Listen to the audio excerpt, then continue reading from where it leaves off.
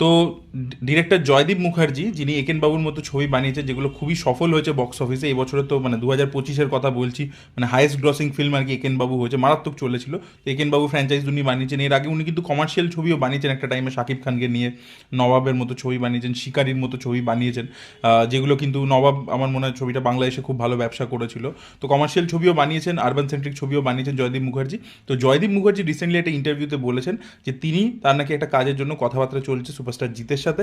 এবার দেখা যাক এই কাজটা কবে শুরু হয়। তিনি এরকম বলেছেন যে খুব শীঘ্রই হয়তো কাজটা হবে। তো দেখা যাক বিষয়বস্তু কী হয়, কমার্শিয়াল ছবি হয় কিনা, বিকজ জিদ্দা আপনারা প্রত্যেকেই জানেন যে কমার্শিয়াল ছবিতে বিশ্বাস করেন। তো সেখানে এটা একটা কমার্শিয়াল ছবি হয় কিনা, কী ধরনের বিষয়বস্তু নিয়ে ছবিটা হয়, এবং কে প্রডিউস করে ছবিটাকে, জিদ্দা নিজেই প্রডিউস করেন নাকি অন্য কেউ প্রডিউস করে, সেটা সামনের দিনে আমরা জানতে পারবো।